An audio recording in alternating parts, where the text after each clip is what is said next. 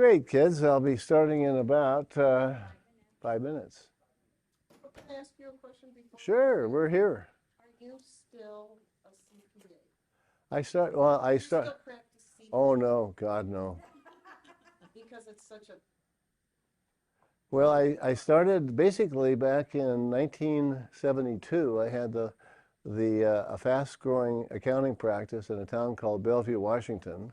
At the same time that the Bill Gates was starting Microsoft, a guy named Howard Schultz was talking about doing some coffee, and then one of my best friends and clients, an attorney who I work heavily with because we were helping set up professional corporations, was a guy named Jeffrey Brotman, and we had all exchanged our clients, and he and I did 3 investment things together where I wrote up the prospectuses.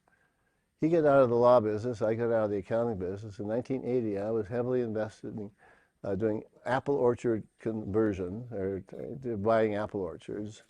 I had a meeting with him, and he pulled out a brochure of a thing called Price Club. He says, I'm thinking about starting one of these in Seattle. Will you help me form it? And it turned out to be Costco. Oh, wow. Yeah, but I was too busy with the apple orchards, which went from 13,000 an acre in 1989 down to 6,000 an acre by 79 to 86, resulting in a lot of people's heavy financial losses and me missing out on helping them form Costco. Yeah. So that's life, you know. That's life. Probably did you a favor. Well, I probably would have, once it went up to a certain level, I probably would have sold out or whatever. And yeah. So life goes, pardon? Yeah, well, life is an interesting game. You know, I got into children's publishing, children's book publishing. I did about 36 children's books, which is essentially the most foolish business you could ever get into. Most foolish business. The price of the books went up in 1993 to $15.95, and they're still the same price today. Wow. 29 years later. That's one of the rare things. Is that all the information you need? I'll send this around. Yeah, that'd be perfect. In fact, I will be. Can you give me one other sheet too? Oh, you would. Because I'm going to be giving out, sending copies of this book to anybody who wants it, and you can decide later on whether you want to put your name on that list. Okay. But anybody who wants to get the notes from the class and stuff, yeah, you can start. John Thompson notes and then John Thompson book on another. Yeah, yeah. Does that work? Yeah, that was the first book I published. I remember that one. Yeah, I get a shiver. I still keep it every day. Yeah.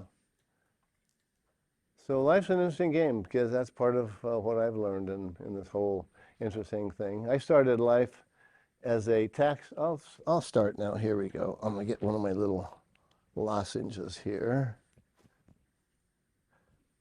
In fact, I took back in 1994. I learned about kombucha, and I took that to my Costco friend in 1995 after I'd started in October of '94. And by 6 months later, my hair color had changed enough that the lady cutting my hair thought I was dyeing my hair.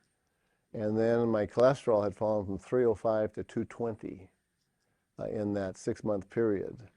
And so but they didn't have enough, he figured they didn't have enough demand for it back in '95, but now they're making it themselves. Yeah. Oh, God, yes. One of these, yeah, I got some back in my booth. So basically, I started life born in a town called Chehalis, Washington, a kind of mid-level in the state of Washington, going north and south along I-5. Grew up in a town called Longview, excuse me, 40 miles north of Portland. My dad was the high school principal. My mom was the librarian of the other school. All their friends were teachers. I thought, well, I'll be a teacher. Well, the year after my first year of college, I had a great second shot on the 14th hole of the country club, and it landed about 10 feet from a man standing along the green. Well, he's waiting for me, and I'm thinking he's going to get, he's PO'd because I came so close. He says, son, after watching that shot, well, I should turn this on, I guess. Is this on yet? Can you tell? It's on. Oh, okay. So after watching that shot, I think I'd rather play with you than in front of you. And he had a golf cart, and he had a good sense of humor, and he was an accountant. 4 days later, having no idea what an accountant did, I said to myself, I think I'll be an accountant. And I did. I got first graduated from Washington State University in 1996. I actually was the top grades in the business department. Avoiding Vietnam, I got a Master of Science in Accounting at ASU, Arizona. And basically, I was an accountant. I got to work for one of the national accounting firms starting in 1967. Got over to Seattle with that same firm and then split away from then and went to the whole thing of getting into other businesses. And my main interest in those days were playing golf, gambling. I loved gambling in those days. Watching as many X-rated movies as I could get my hands on. Then my family and my business, down that order. So basically, I found my first psychic person in 1975. It was a lady who could leave her body, go out of her body, go to a meeting, and come back and say what people were wearing, what they were talking about. And I was trying to raise $5 million to loan money to motorhome dealers around the country. I had a connection in there for their traveling fleets because the banks weren't making those loans in those days. So I was going to hire her to be my business manager from the standpoint of investigating these people I was loaning money to. So she wants to introduce me to her entertainment attorney, and named Michael Dave. Interestingly, if anybody's run into kombucha and seen what's called GT's kombucha, that's Michael Dave's son.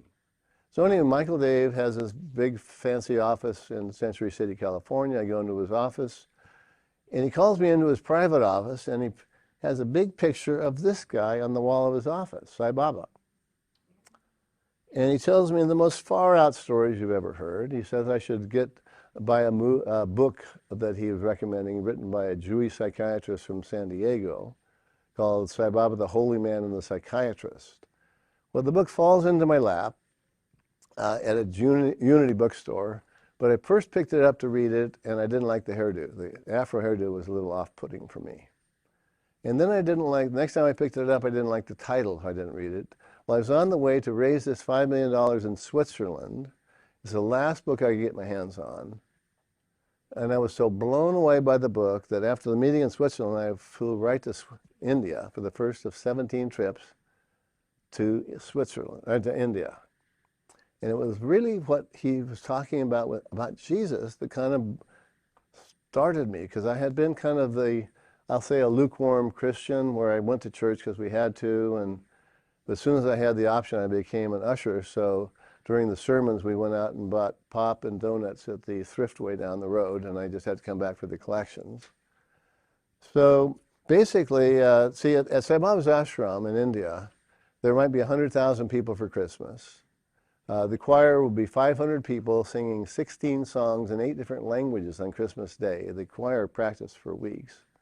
And then the kids in the college put on a brilliant play on the life of Jesus. And then Sai Baba talks about Jesus in ways you've never heard. And we're going to soon get on to the rest of my talk, but what happened then was in 1974, the theme was, he was talking about how there really wasn't a certain star that led the wise men to Bethlehem. I figured they were actually astrologers following the stars. But how he put it was, what the story signifies is that there was a huge halo of splendor illuminating the sky over the village when Christ was born. This meant that he who was born to overcome the darkness of evil and ignorance had taken birth. They would light the lamp of love in the hearts of men and the counsels of humanity. Appearances of splendor and other signs to herald the era, which are not only natural when incarnations happen on earth. Jesus was born to shatter the darkness that had enveloped the world. And I kept rereading that line for about 5 minutes in a row, thinking, I've been to church how many times? And I didn't even understand this whole thing of saving people from their sins. I didn't even get that. But born to shatter the darkness, developing the planet in this 3-year mission, it got me much more interested in Jesus than I'd ever been before. So anyway, I got back, and then I go to meet John Thie. I was a chiropractor from Malibu, California, who'd come promoting his book called Touch for Health. It's a book that shows how, with your own touch, how to strengthen every muscle and organ in your body. And John Thie was named the chiropractor of the century for that book. One thing he did, he proved, well, who has not been to my booth to learn this piece of wisdom? Come on. Oh, how about we'll do her first? Okay. Yeah, you'll do the second. Come on up, my dear. So this is how he demonstrated his wisdom. What's your strongest arm? My strongest arm is my. Okay, so hold this arm straight to the side with a straight elbow. So I'm going to pull her arm away to see how strong she is. So give me all your strength. Give me all you got. Okay, I'm pulling it away. She's staying strong. Now I'm going up the arm here. Are you holding strong? Mm-hmm. Really? So going up the arm, anybody's arm, takes the energy completely out. So put it back by going down. See, the book shows how, with your own touch, how to strengthen every single muscle and organ in your body. Hold strong now. Ready? Hold. Now get over here a ways. So she's going about 11 feet away. Turn toward me. Now here's something I've tried to show the Seattle Seahawks a few times. Imagine that she's a wide receiver. I'm the cornerback on the other team. So I just looked her up on both sides. Are you holding strong, my dear? Uh-huh. Are you holding strong, my dear? Yes. Uh-huh. So when I looked her up, you see I took the energy out of both her arms and legs. Wow. Look down. Glue hard, hard, hard, hard. What happened when you look down? You put it back in, right? Right. Hold strong again. Ready? Hold. My dear, from there, look her up. Look her up with your eyes. Up. Look her up. Up. Ready? Uh-huh. Mm-hmm. How you look at people affects them all day long, kids. Look down the arm again. Glue hard, hard, hard, hard. Now, from here, we can't get too far away, but I want you to stand right here, or replace me right here. Replace me right there. This is how you take animals out. If you're ever out and about, there's any four-legged animal like a dangerous dog, this is how you knock their legs out. So from here, it's showing a softball pitch like that. Are you holding strong, my dear? All you can? Uh-huh. Holding strong here, my dear? Yeah, sure. Uh-huh. So that took her legs and arms, by the way. So now we're going to throw how a hardball pitcher is affecting the batter. Don't look down. Oh, you already put it back in yourself. You little rascal. Can we give her a hand here, kids? Now, would you like to be next, my dear? Just to see what... Wow, So, that is amazing. John Thie's book is quite something. So what's your strongest arm, my dear? I would think the left. Okay, good. So hold this arm strong. Glue it hard. Hard to your side, honey. Mm-hmm. You hold it in. I'm going to pull it away. Hold it in. Okay. Yeah, there we go. Ooh, Good, okay. good.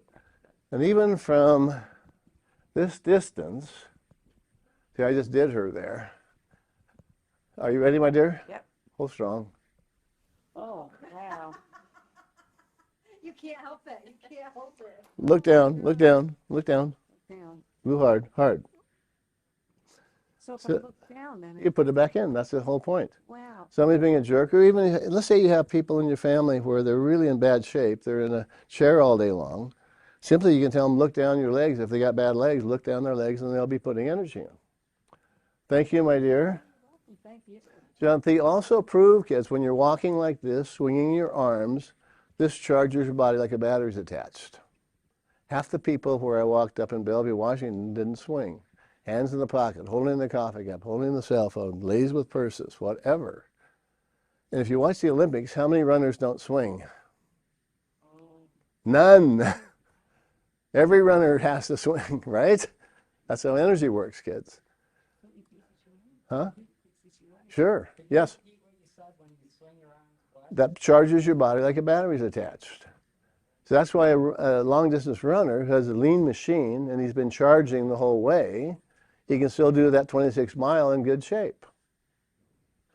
So John Thie also, is there somebody who's in reasonably good physical shape who could do a little test to show the importance of going back and forth? Come on up.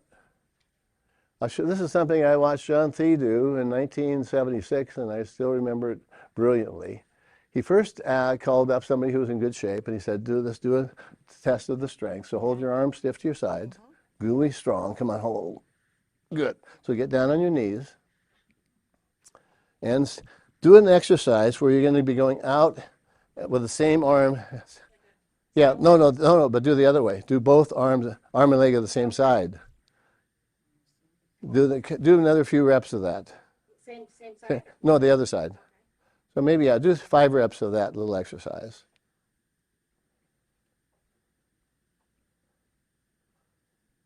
So she's going back and forth with the same side. Okay, you can stand up now. So may I test your arm strength now, my dear? Uh-huh. You weaken yourself by doing that. So yoga's not good? Well, no, because you don't yoga that way. Get down now. Do what you tried to do by going off. Exactly. That's why this is. Go ahead. Do the same thing back and forth. So just restore it. So she's now going right arm and left leg. A whole different thing. And this proves, though, the importance of that particular understanding. You're good. Can I test you now, my dear? I'm going to pull harder. Are you ready? Uh-huh. Uh-huh. You totally got it back, didn't you? Yeah, I Yeah. guess so. Okay. Thank you, my dear. So basically, that's why I bought a few of these used for about 13 or 14 bucks on Amazon, I think. So then basically, I ran into Joe Graziano doing my grandmother's feet in Phoenix, Arizona back in in 76. That whole year was my huge change year. And Joe was a reflexologist. And he said, I'm doing reflexology on your grandmother because there's a spot on your foot for every part of your body, and you can cure anything in the body. And I said, well, that's easy to say, hard to prove. Well, he made, and I'm going to get my shoes off here anyway for part of this. He made an appointment. I've left my shoes in the place a few times. He made an appointment the next morning, and he's touching right here between these toes. Also, it's the same thing on the fingers. Ouch. He said, yeah, you need glasses. He said, your left eye is worse than your right. Of course, I've been wearing glasses for 15 years.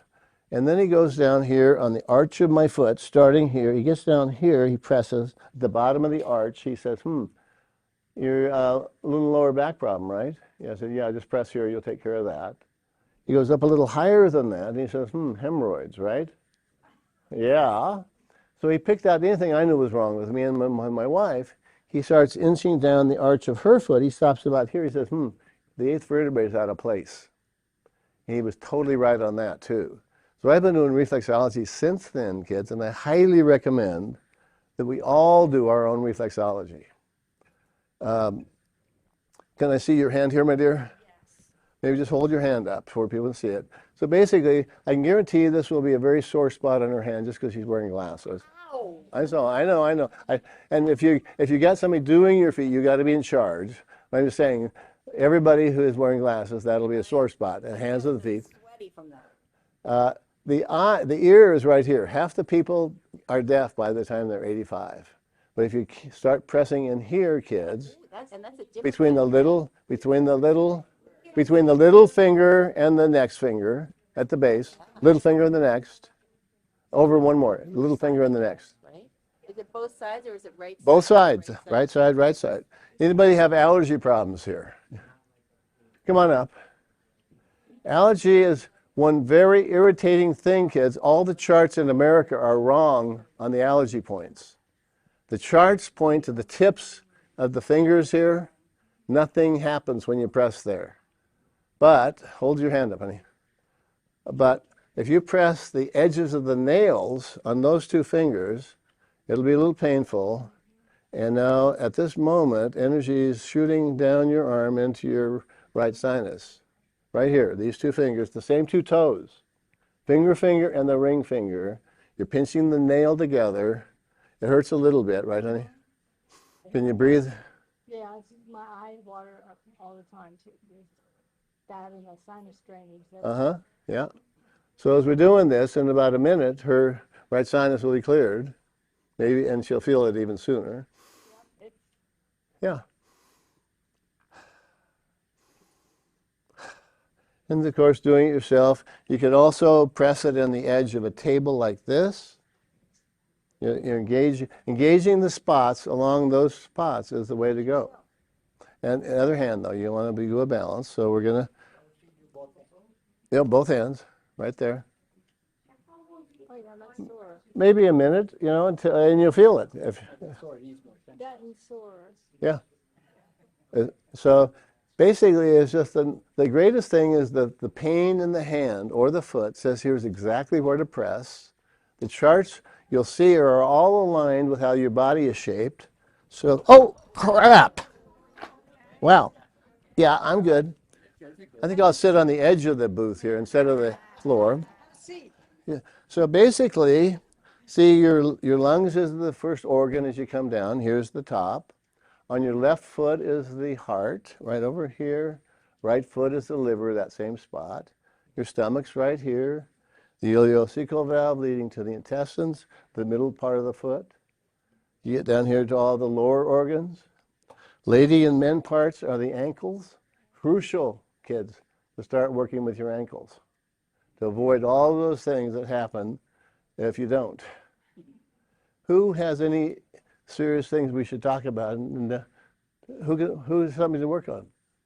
Any allergies, any shoulder problems, anything like that? I can't hear on my left ear. Come on up. Not that we'll be able to do it right now, but I'll show you where you go. You go right in here, Right, and it'll be a pretty interesting pain. right. I know.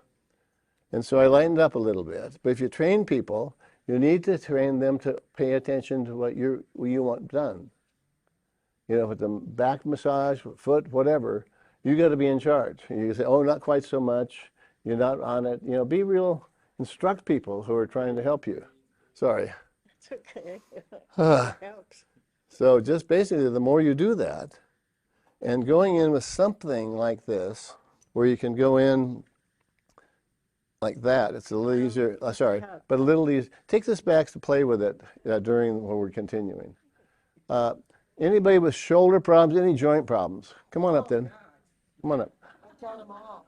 Well, the great thing is, Me and my shoulders. all the joints, kids, are in the outside of the hand. So, oh boy. Well, sometimes I just do them down like this on the edge of a table. So like your shoulder is the exact joint at the pinky. Your elbow is the line. The hip is the center point, and then the knees are there. And so often I'm in my booth, I'm working on my right knee, so I'm like pinching it down on the edge of the table like this. You can use the edge of a book. So hold the hand up. Are they both? Okay, so basically right there, you see, at the joint, is your shoulder point. Yo. Right at the line is the elbow. I don't know if that's involved, right there. And then here's your hip right there, the center point. Are we on it? You are. A little but pain. I don't have any pain there. Okay. The knees. Knees are the next one down here, Okay. right? In there. Yeah. Yeah. So the nice thing is the pain.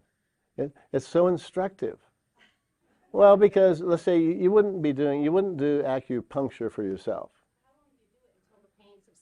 Oh, no, it won't. It'll take a while, but I'm just saying maybe a minute or two, but then do it 5 times a day. I mean, do it every day. Yeah, these are for reflexology.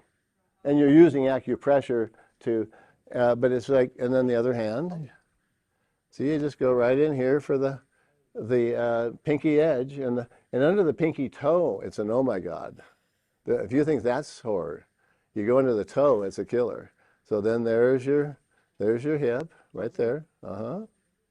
And you can do it, you can be on the telephone, pushing it down on the edge of the table you're near. I mean, there's a knee, I know.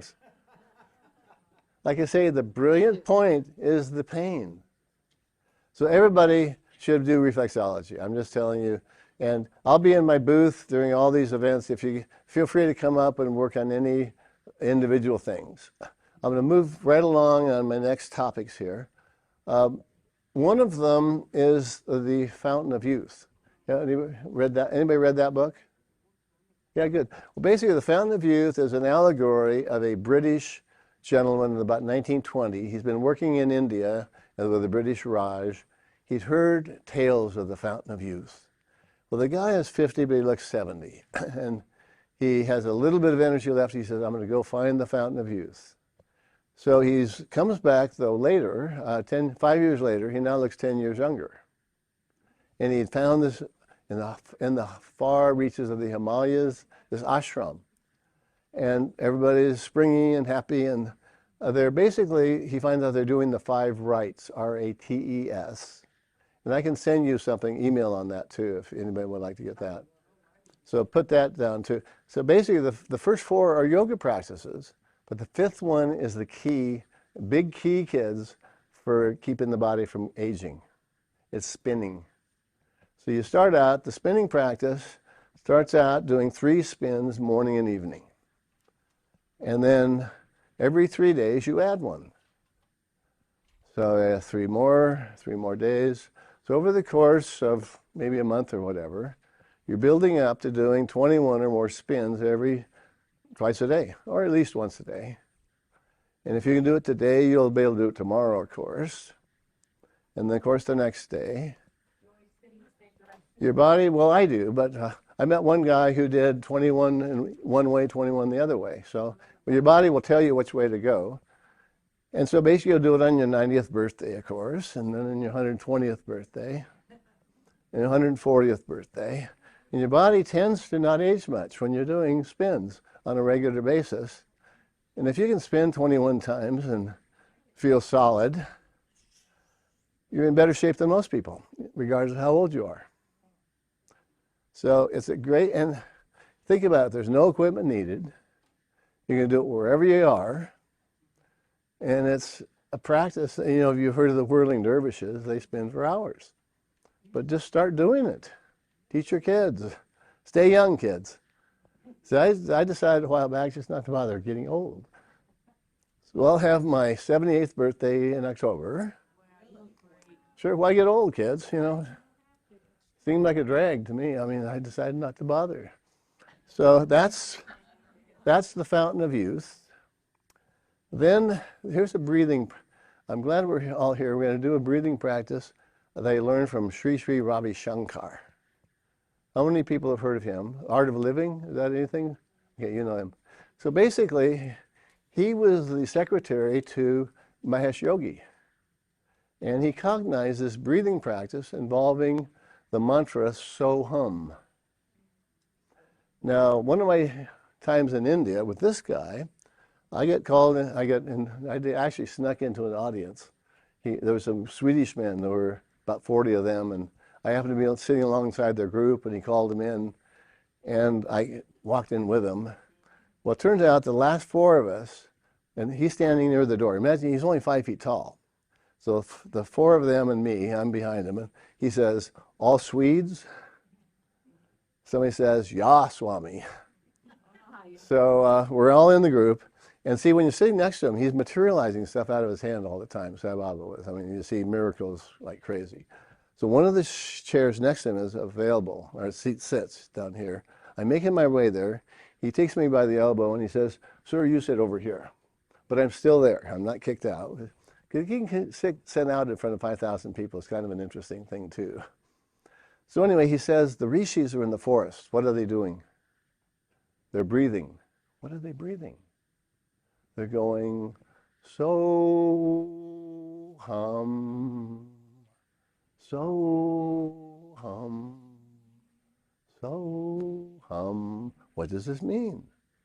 He then analyzes the Sanskrit root of so hum to mean, I am God, I am divine. Somebody says, Swami, how often should we do this? He says, there are 24 hours in a day. You breathe 21,600 times every day. Very soon you know that you're God. Very soon. So I play golf with a guy who's actually quasi-deaf, and I'm literally going like this over my ball. So hum, so hum, so hum. So it's a walking mantra. See, any 2 syllables is a brilliant mantra. but the Soham is called the Maha Mantra. See, like the rishis might be the regular kings, but the Maha Rishis are the king of the kings. And this is the mantra of the gurus. So Yogananda, you might have heard, how many people heard Yogananda? He thought it hum so. Ravi Shankar teaches Soham. Sai Baba teaches Soham. I'll tell you, these gurus are very funny. There's one young one. I don't know if anybody had ever run into one called Nityananda. Anybody ran into him when he was here? He was a guy who came over at about 21 years old, fully illumined, and I met him in 2004. Within 5 years, he had set up 5 temples in America, including a 25,000 square foot just north of LA. But anyway, here's how he would start out his audiences. So this is just for a little light, for Swami humor here.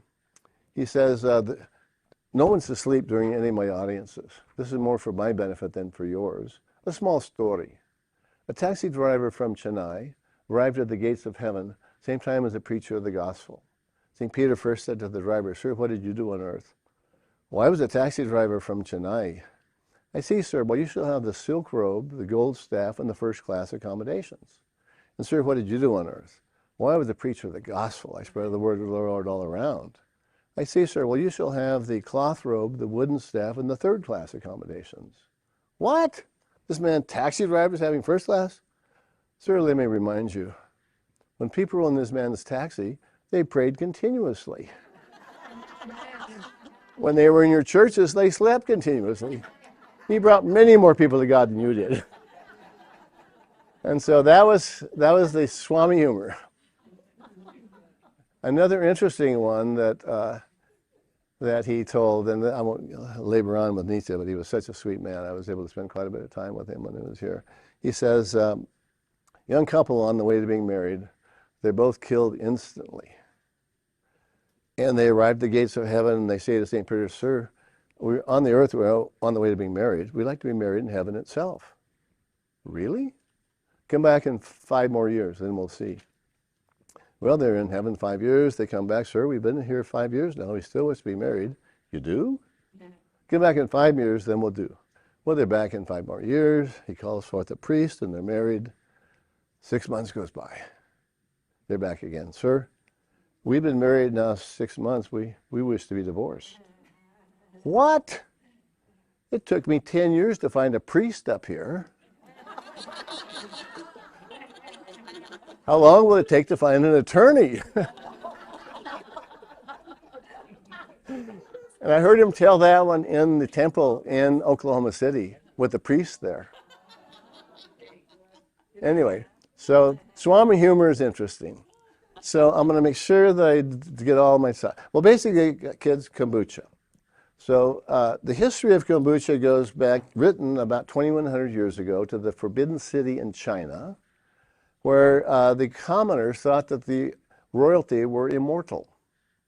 They were drinking what they called the elixir of immortality, which was kombucha. It got named kombucha, and when 1,700 years ago, Dr. Kombu, a healer from Japan, got a starter, what they call him a SCOBY here in America, got a SCOBY out of China, and he introduced it to Korea and Japan. Well, basically, if you're drinking kombucha tea, you're getting billions of probiotics. It's antibacterial, antiviral, and completely anti-cancer, kids. Anybody you know who has got cancer situation or worries about it, they should be on kombucha. So I've been doing it since 1994. After my first 6 months, my hair cutter thought I was dyeing my hair, and my cholesterol fell from 305 to 220, along with the good stuff going up 20 points. So I've been doing it ever since. I've had maybe 1 week when I didn't feel very good in the last 28 years. You don't get sick with kombucha, yeah. How many times a day do you drink it, and do you get it from Costco? What I do, what I do, because I'm drinking so much, I used to make it from 1994 until 2014, I made it all that time. But then I won't get into that. But then these days, what I do actually, and this is in my notes I'll be sending, I put 9 bottles of this, 16-ounce bottles, compare together with something called royal greens, which is nice green a lot of it, and then collagen peptides, which keeps the looseness in our joints. And then maybe either Zip Fizz, which is a kind of a flavorful vitamin thing, or maybe a quart of cranberry juice, something to make it a little less stringent than straight kombucha. And the idea is, kids, make it so you love it. So you love it. I mean, so it's the best thing you can think about drinking, which is what this was. This is not it now, but that's what I do. I drink 2 of these a day.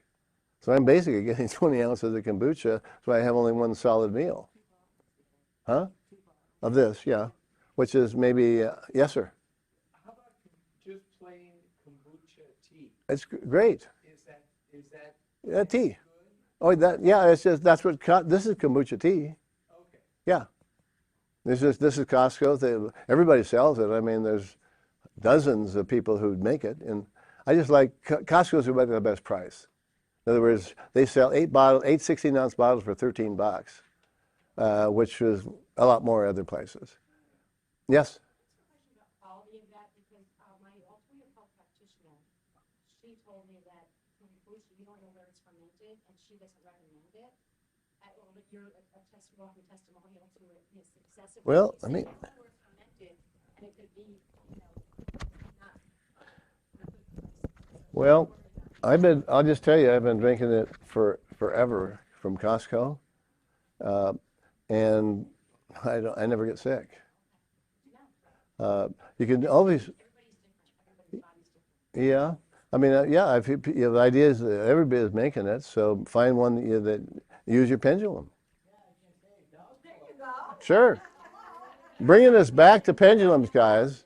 I highly recommend you use pendulum every day. I mean, I use it for everything from should I have the salad or should I have the burger with all this, which is the best bottle of wine, well, everything.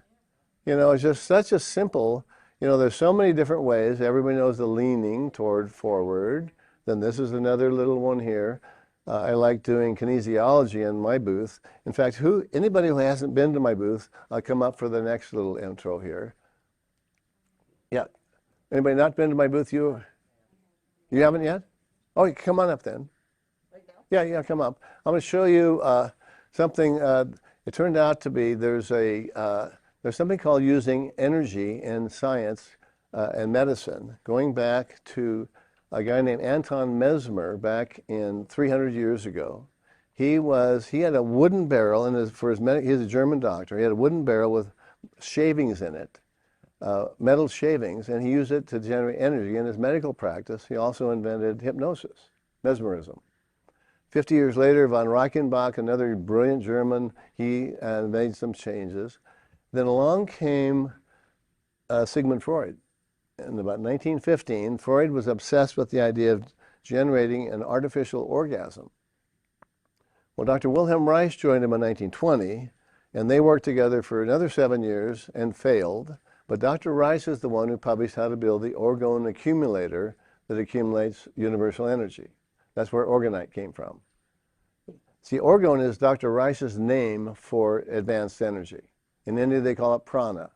China, ki or chi, those are all names for divine energy. So Wilhelm Reich figured out how to make something that accumulated that, and he had a box that people sat in his box, and often as his symptoms went away as they sat in his box. We ended up putting him in jail for bringing that to America, where he died in 1958, of course, but that's what you pay for helping us out. So I'll show you how this works, my dear. What's your strongest arm to test? Are you able to do a good test? The right. Okay, so stand on this leg, hold this arm out, make this a strong arm. I'm going to push down, you're going to resist. Ready? Okay, one more time. Hold strong. Okay, my dear, put that in your pocket. That's okay. Ouch! Oh! Wow. Okay. Oh my. Now put that in your pocket. Oh, you have a pocket? Yeah. Pocket or hand is fine. Okay. So this little thing is called orgonite. Go ahead. Hold strong now. Mm-hmm.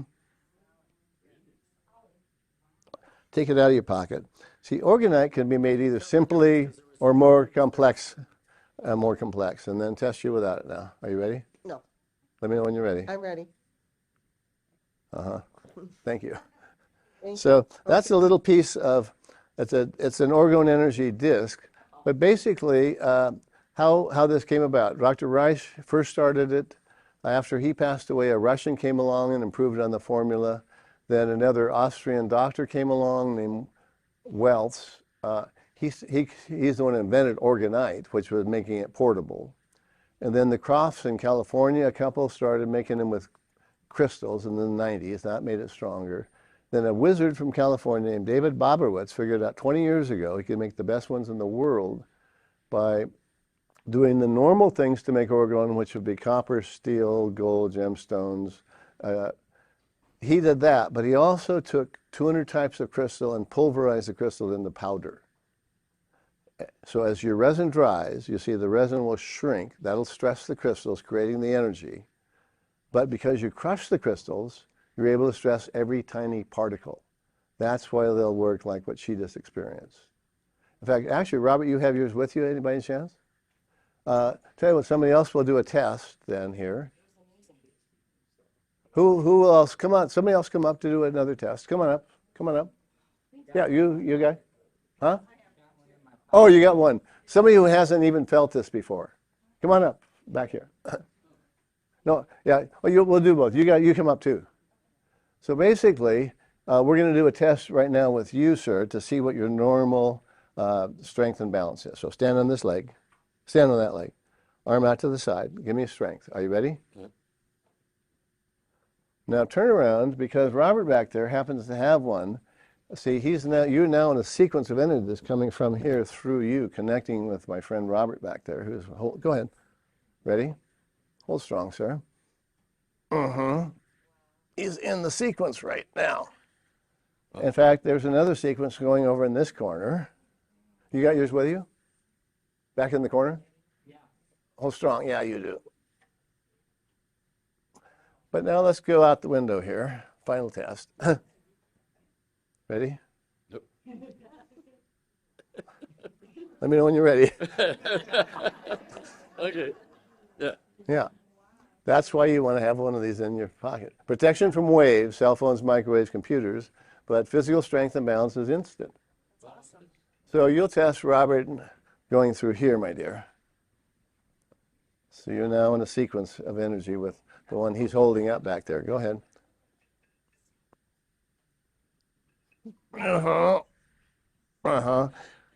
Going toward this wonderful lady over here. Ready? Yeah. So we're gonna move right along from that. We're gonna do a breathing practice here, kids. Yeah, you can learn more about that in my booth. But that basically is the strongest orgone energy product on the planet, made because you've crushed the crystals. There's dozens of people who've made orgone. They call it orgone, and it may work. But I like being able to prove that it works. And so that's the thing of getting somebody who will crush the crystals into powder and then having a resin that will shrink dramatically. So here's a breathing practice using the mantra So Hum that we just talked about, right? Ravi Shankar teaches it this way, and we're going to do two repeats. So you're going to get your hands free for this. This is a doing thing here. The mantra So Hum is the power mantra. And so basically what you're going to do is I'm going to be saying So Hum in 3 different cadences. One is we're going to do 10 long So Hum. You're going to be just hearing it and breathing. So, long breaths, 10 of those, and then you're going to do 25 So hum, so hum, so hum, and then you're going in and out. So in, hum out. And then 40.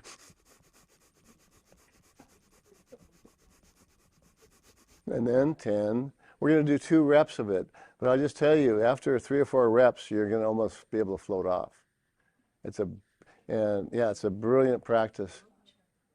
So just get to where you're comfortable and getting ready to, and if I'll just start now. So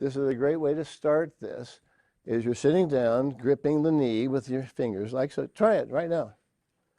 Just push down with the knee, back with the shoulders. You can kind of gently move to a new level,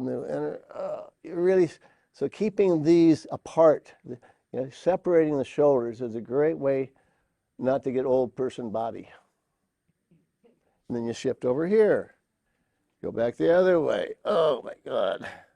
So you're really pushing it, really stretching those points there. And then you can do the same thing with the legs. You're just, any way you can go against yourself, you're kind of getting all of this done without having to, ever go outside your, wherever you sit. I'm not saying you should sit all the time, but it's just a great thing to do physically. And then another thing is your neck. Now that we got people looking down how many hours a day at their cell phones, you got to do this, bending your head every day, make it a practice at least twice, going as far back with your neck as you can do. Do a little hold. Never get to where you lose it, because you've seen too many people permanently going forward. They're over, It's almost impossible to recover that once you go beyond that. So that's just simple stuff is what I like for you, stuff you do yourself. I'll make sure I'm not forgetting anything else. I got bum, bum, bum, bum, bum, bum. Well, basically, I'll tell you a little Sai Baba story. His main message was, know who you are now. Self-realization, kids, is that simple. Realize you're a divine being, period. It's not a belief system. It's knowing it. Knowing is so much stronger than believing, I'll tell you. So anyway, Sai Baba would leave India and go out of India to save people's lives. And one person he had an interesting impact on was a guy named Isaac Tigert. So here's the story of Isaac Tigert. It's on YouTube, actually. He told this. He gave a talk in a center in St. Louis in the 1990s. Isaac describes being the middle boy of a family of 3 boys in Jackson, Tennessee. When he's 13 years old, he gets into a fight with his youngest brother. But during this fight, a bank of dirt collapsed over the top of his brother. Well, he finally dug him out. The brother had died, suffocated. Dad let the factory go down the tubes. Parents got divorced. When the older brother went into an institution, he only talked to Isaac, and then he killed himself. So when Isaac is 15, his dad goes to London. Isaac goes with him.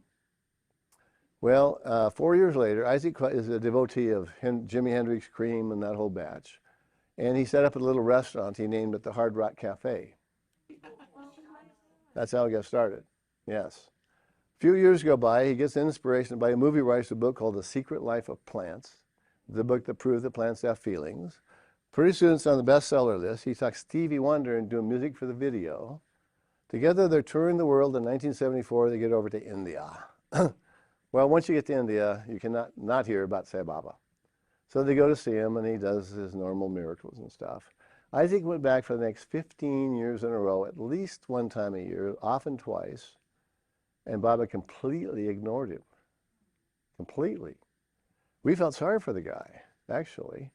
But he talked about 2 things that kept his attention. One is getting drunk at the Beverly Hills Hard Rock Cafe, driving his Porsche convertible 90 miles an hour on the way home, falling asleep, waking up after his car has crashed through a barrier, is going over a 300-foot cliff, spinning around in the air as it goes down. Well, he looks over there, and the Sai Baba's sitting in the seat beside him with his arm around him. The car lands and is completely demolished. He walks away without a scratch. Flies to India to thank Baba, totally ignored as usual. Oh, wow. A few years go by. Isaac is sitting in the floor of a hotel room in Denver, doing drugs, overdoses, goes in an epileptic kind of fit, swallows his tongue, and chokes to death. His corpse is on the floor, his light body is up at the ceiling. Hears a voice says, call on your guru.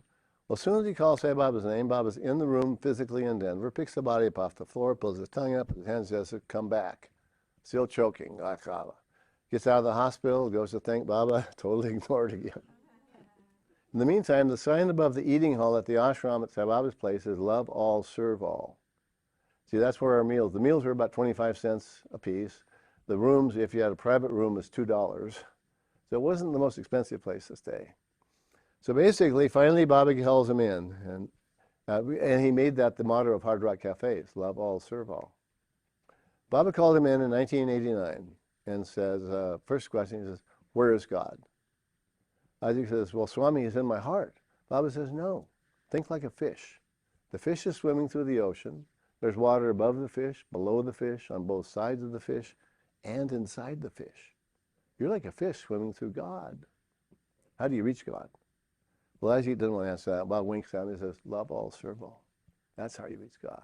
Well, Isaac sold the Hard Rock that year for $108 million.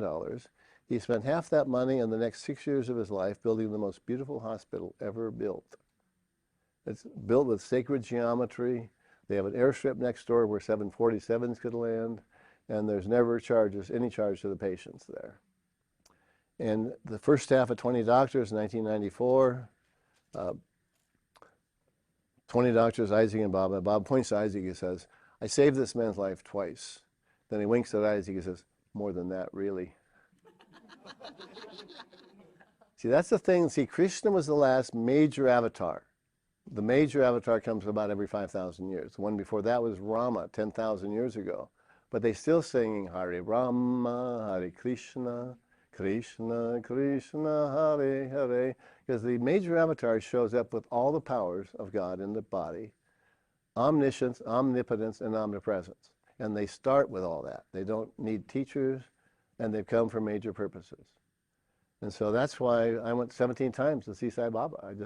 I saw more miracles, but the main thing was the pure love. So I'm going to get on to make sure I covered all my good stuff. Trip to India, breathing, art of living. Oh, my mom's passing was an interesting. My mom and I had done this workshop with Ravi Shankar on the Soham, and 15 years before she passed. But my mom passed away 1 month shy of being 99. But on her final, she started what's called the death rattle. How many people have been somebody passing? Well, for my mom, it was kind of a heavy, like, and kind of a little, sound like liquid in the lungs for my mom. Well, as soon as that started, all of a sudden I got the idea to match her breath with so hum. So I started going, so hum, so hum, so hum, as she was doing this death rattle. After about 3 or 4 minutes, she opened her eyes for the first time all day. And then 5 or 6 minutes went by, she started slowing down, and she left with so hum. But if she'd been a hardened Christian, I would have been doing Jesus, Jesus, or Allah, Allah, Allah, Rama, Krishna, Shiva, Buddha, Yahweh, all 2 syllables. Interesting, huh? All Shiva, all of them, these major religious people have 2 syllables.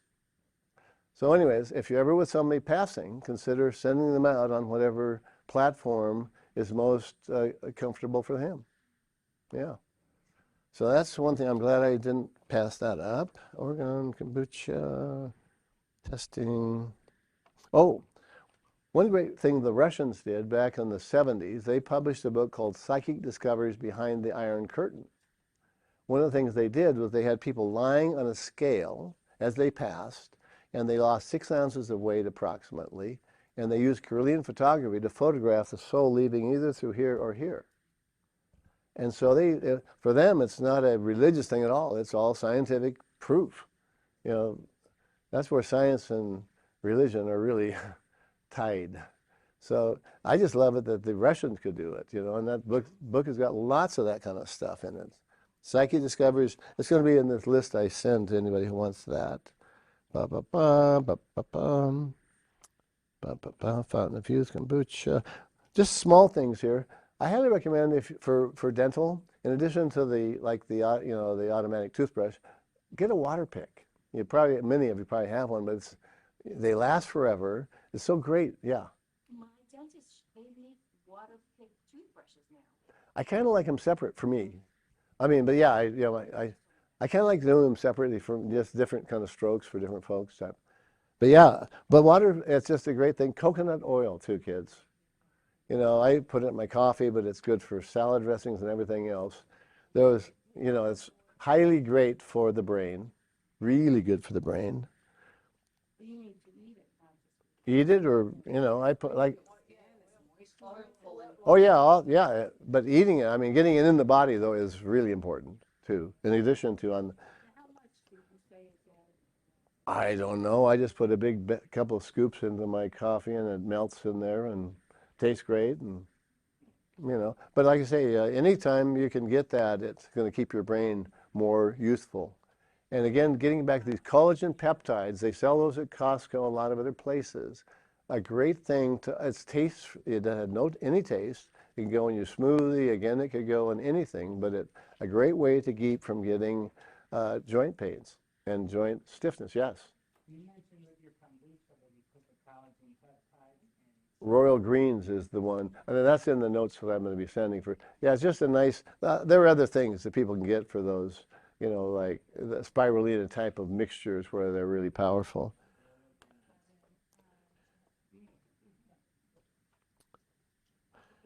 Oh, and so basically, I'm going to, let me give me a time here. I want to make sure we're, What's your take on a whole body vibration machine? You know, that vibrational machine, just not, oh, I don't have much of a, you know, I mean, I like it, it feels great. But does somebody have one here? no, I bought one at another health thing. Yeah. And I love it, I just didn't know if you had better. You know what? I haven't had much with that. Yeah. Anybody else have any thoughts? And before, I'm going to get into a few more of the India experiences, but if anything else before that, yeah, my dear. You say Ravi Shankar, and I think of Ravi Shankar, Yeah. musician. By the way, I'll tell you a little bit about Ravi Shankar, you guys. The Sri Sri Ravi Shankar is a guru, but this amazing sitarist, Ravi Shankar, I had a blessing one time. It was Christmas, and I was at Sai Baba's ashram, and Ravi Shankar put on the performance, and I was sitting in the audience, and behind me was sitting in a chair with Sai Baba. So I was able to be in a direct line of energy between those two during a raga. How many people have seen an Indian raga? Oh my God, you guys. It starts out being, you know, kind of slow. It builds up to where the musicians are flying, the sweat is flying off of them. They're playing faster than you can ever imagine anything going. It's the most intense, truly intense musical thing you can ever see. But Ravi Shankar was the sitarist. Okay. And so it was really, what a blessing though, feeling that energy going between those two. Okay, and then there's another Ravi Shankar. Yeah, Sri Sri Ravi Shankar was the assistant to Mahesh Yogi, who started transcendental meditation. So basically, I have seen so many miraculous things in India, you guys, but one of the ones that touches me deeply, really, and I get a little emotional sometimes on this one, but I was sitting at a Body, Mind, Spirit show in Portland about 3 years ago, and the booth next to me had these wonderful gentlemen. There were two gentlemen who, kind of business-looking guys, but they were devoted to a beautiful, a fully illumined woman from Taiwan. And they were giving her CDs out and stuff. Well, he saw my Sai Baba book in my booth. And he says, oh, I've got a Sai Baba story for you, he says. I was at an airport, and I sat next to a guy who says, I've got a story for you. And this guy tells this way. He says, the guy tells about going to India to see Sai Baba on a fairly common, but going often with a woman from London, an Indian one from London, whose husband didn't like to travel. So they'd been there, and Sai Baba materialized this ash out of his fingertips that called vibhuti ash, and she put her share into the little thing in her purse. 6 months later, the woman's in London. She and her husband are eager and dying to get into tickets for a certain play.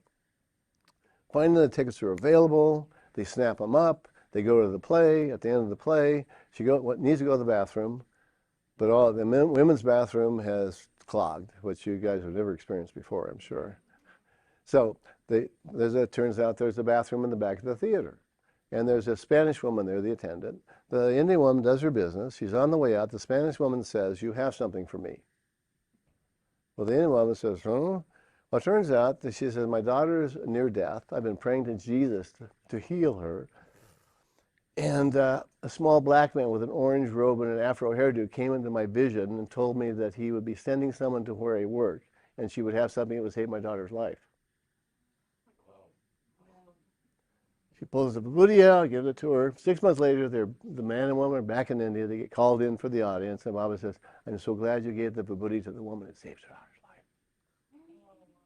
That's the stuff that was going on all the time there in India. You know, you probably saw more miraculous things in a week than happened in the whole Bible. And also, you think about coming from a 5-foot tall black man in a country where everybody else has straight hair, and he shows up with the afro. Very interesting. And also Indian black features. Like I went to his birthday party in 1980 with 350,000 other people came to the party that year. When he was 75, 1 million people were at the party. And it was against the rules for people like the common people who came for the darshans to make a donation. They didn't accept donations. Apparently, some people put money because all the hospitals were free and the colleges were free. So some people apparently went to a place in the bank and made donations, but we weren't allowed. I mean, I could have done it, but I never actually, I gave some books because I published children's books. So have you ever been to a spiritual experience where it was against the rules to donate? And I'll just tell you the stuff that he would do. He did stuff like one time there was a fancy kind of a, very rich guy shows up at the ashram, and Baba calls him in, he and his wife and family in for an audience, and Baba says, where's your driver? He sends the guy running out to get the driver. Baba then spends most of the interview talking to the driver. He did so many very cool, fun stuff like that, and he was an amazing advocate for women. He one time kind of talking about hiring people, he said, it's almost like he made men sound hopeless, compared with all how the women are organized and they get there on time and they don't drink and all this kind of stuff. But basically just having a pure avatar as your best friend is the best gift I can give you. And one thing I ran into a lady one time who was a very high level consultant in somehow tying the medical experience with metaphysics. At the end of her day, she would just write a little note to Sai Baba. He would write back and tell her all the things having to do with all of her patients, everything she needed to know every day, like a pen pal. And there's many, many people doing that all the time. I recommended it to a group one time in Seattle on a Tuesday night meeting they were having, and I showed up the next week, and this one lady turned out she was from Bulgaria. She says, I've been doing this every night since you told us, and I love all my messages. She said, he started out, the first thing Sai Baba said to me was, your English is much too slow, we'll continue in Romanian. And blah, blah, blah. So basically, it's something open to everybody. You write him a note, say, Dear Baba, I asked John for this book, he kindly sent it to me, what a great guy he is. But I would appreciate your guidance and support from now on. Your loving son, whoever you are, he'll reply right then. I mean, you got to be prepared to take the dictation that minute. You start talking, you got to start writing. He'll start talking, you start writing. You'll hear it. In your head. Yeah, sure. Yeah. And a lot of other people talk with their relatives that same way. I mean, think about all the psychics out there. They're dealing with people, many from other levels. But Sai Baba is just there. The thing being omnipresent, he's always there for everyone. So this is going to be in the notes you send us now? Oh, yeah, hopefully. Yeah. What time is it now? I want to make sure that I'm not. Oh, good. You know what? I'm going to give you kids something that captivated me back in 1978. It was a speech that Sai Baba gave in 1968. When you think about 68, we were in the middle of the Vietnam War. We thought World War III was coming. And I ended up buying the tape of this birthday speech from 68, and I played it. I was going around finding sites for 7-Eleven type stores. I continually played this, and it stuck with me. So I'm going to share with you kids a few minutes from this amazing speech. This is how he talked. He starts out, for the protection of the virtuous and for establishing righteousness on a firm footing, I incarnate from age to age. Whenever disharmony threatens to overwhelm the world, the Lord will incarnate in human form, to establish the modes of earning peace, and to re-educate the human community upon the path of peace. At the present time, strife and discord have robbed peace and harmony from the family, the schools, the society, the villages, the cities, and the states. The arrival of the Lord is anxiously awaited by saints and sages. Sadhus have prayed, and I have come. My main tasks are fostering of the Vedas and fostering of devotees. Your virtue, your self-control, your detachment, your steadfastness, your faith. These are the signs by which people may read of my glory. But you may not lay claim to being a devotee until you place yourself in my hands, fully and completely, with no trace of ego. But you may still enjoy the bliss of the experience the avatar confers. The avatar behaves in a human way, so that mankind can feel kinship, but then rises to his superhuman heights, so that mankind can aspire to reach the heights, and through that aspiration can actually reach them. If you accept me and say yes, I too will respond and say yes, yes, yes. If you deny and say no, I also echo no. Come, examine, experience, have faith. That is a method of utilizing me. I do not mention about Sai Baba in many of my discourses, but I bear the name as avatar of Sai Baba. I do not appreciate in the least the distinction between the various appearances of God, Sai, Rama, Krishna, Jesus, etc. I do not proclaim that this is more important or that the other is less important. Continue the worship of your chosen God along the lines already familiar to you, and then you'll find you're coming nearer and nearer to me, for all names are mine, all forms are mine. There's no need to change your chosen God and adopt a new one because you've seen me and heard me. If you give up all and surrender to the Lord, he will guard you and guide you. He is declaring that he will do so, the very task which has brought him here. I know the agitations of your heart and its aspirations, but you do not know my heart. I react to the pain that you undergo and to the joy that you feel, for I am in your heart. I am the dweller in the temple of every heart. So do not give up contact and company, for it is only when the lump of coal comes in contact with a live ember that it too becomes a live ember. Cultivate a nearness with me in the heart, and you'll be rewarded. Then you too will acquire a fraction of the supreme bliss. This is a great chance. Be confident that you will be liberated. Know that you are saved. Many of you hesitate to believe that things will improve, that life will be happy for all and full of joy, and that the golden age will recur. Let me assure you, this divine body has not come in vain. It will succeed in averting the crisis which has come upon humanity. It will succeed in averting the crisis which has come upon humanity. It's a nice promise. And that means we're not going to have World War III, for me. And he told Isaac Tigert that by 2033 we should have enough enlightened people on earth to start the golden age as the beginning of it. And that's why we're all here. The whole thing is know who you are now. Know completely, immediately, and forever that you're a divine being. In this book that I will be sending a few of you, here's one of my favorite sayings. Many spiritual aspirants are under a misconception today. You ask them why they're doing spiritual practices. They say they're doing them to merge with God. Do not think that you are human and you have to reach the state of the divine. Think rather you are God, and from that state you became a human being. Right? I mean, Jesus said the kingdom of God is within you. How simple can that be? He didn't say if you go to church. He didn't say if you pray, if you give enough money. Right? They never talk about that in church, though. Most churches, I'll say, they don't come around to getting into that little idea. So I'll tell you the first temple that Sai Baba ever had, it was about 20 years old. And at one point he told everyone, he said, everyone close their eyes. And when everyone opened their eyes, they saw in him the form of God their family had grown up worshiping. Some saw Rama, Krishna, Shiva, the lion. Everybody saw whatever that form was for them. And so all the forms are forms. But God, us, we're sparks of God. How many people have met Amitji, Amrita Nandamai? Well, I was behind at Sai Baba's darshan. I ran into a guy who was hair coordinator in Australia. He had come to see Amitji for 3 weeks. At the end of the first week, she says, go see Sai Baba. Ma, we're your devotees only.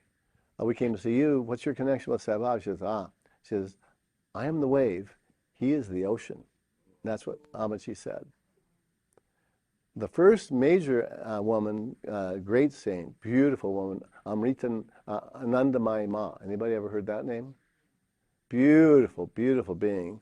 I went to her 84th birthday, her final birthday party in Bangalore. Not a big, huge celebration, but the invitation list was Shri, Shri, Shri, Shri, Satya Sai Baba. No triple Shris, 2 double Shris, and a long list of single Shris. Shri is essentially admonishing some level of divinity. So that was how Anandamayi Ma saw the whole situation. And so when the third Sai Baba comes, before Sai Baba passed away, he materialized photographs of his third body. He will look like Jesus. He's going to be born in Mysore, India. His name will be Prema Sai Baba. And he said, in that lifetime, we will have the golden age. And he said, in that lifetime, he will look like Jesus, actually. But he said, in that, I will have a male body, but I will be all female energy for the golden age to come. So that's what we're headed toward, and that's why we're doing what we're doing and inspiring our grandkids and kids to know who they are, and et cetera, et cetera. So I think I just exhausted my time frame. Blessings, kids. So hum, right? So hum. Yay. I'm going to give you